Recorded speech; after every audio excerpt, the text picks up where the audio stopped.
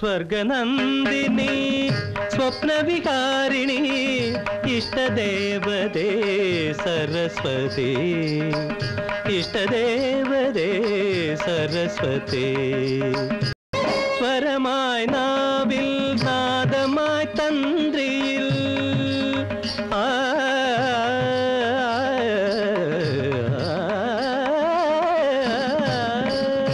ചേരൻ കാട്ടിൽ കാത്തു നിൽക്കും 10 മണി. മത്തായി, പിതാവേ, അവന്റെ സമയം അടുത്തിരിക്കുന്നു.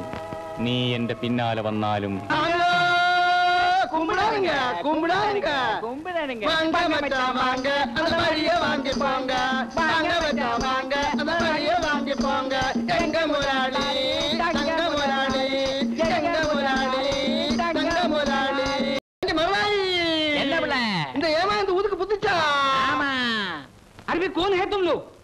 எங்களை தெரியல ஆஷமா, நான் ஒரு பொஞ்சாதி.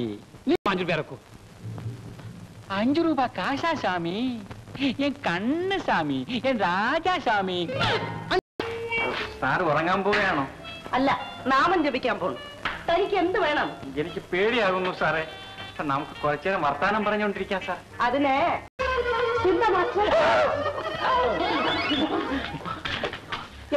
എന്തായത്? സാറേ, സാറേ, എനിക്ക് ഉറക്കം വരുന്നില്ല സാറേ. മനസ്സിനൊരു പരവേശം. എന്റെ മടി കിടത്തി താരാട്ട് പാടി ഉറക്കട്ടെ. വലിയ ആള് പറഞ്ഞാ വേണ്ടെന്ന് പറയാൻ ഒക്കുവോ സാറേ?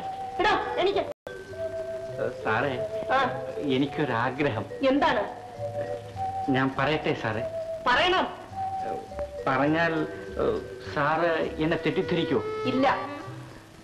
എന്നെ ജോലിയിൽ നിന്ന് പിരിച്ചുവിടുവോ? ഇല്ലെന്ന് പറഞ്ഞില്ലേ സാറേ? ഞാൻ പറയട്ടെ സാറേ?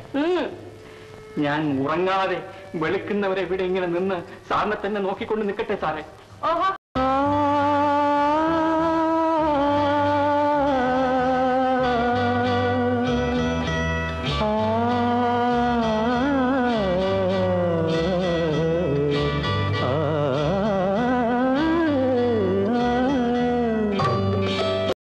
നക്ഷത്രരാജ്യത്തെ നർത്തനശാലയിൽ രത്നം പൊഴിയുന്ന രാത്രി,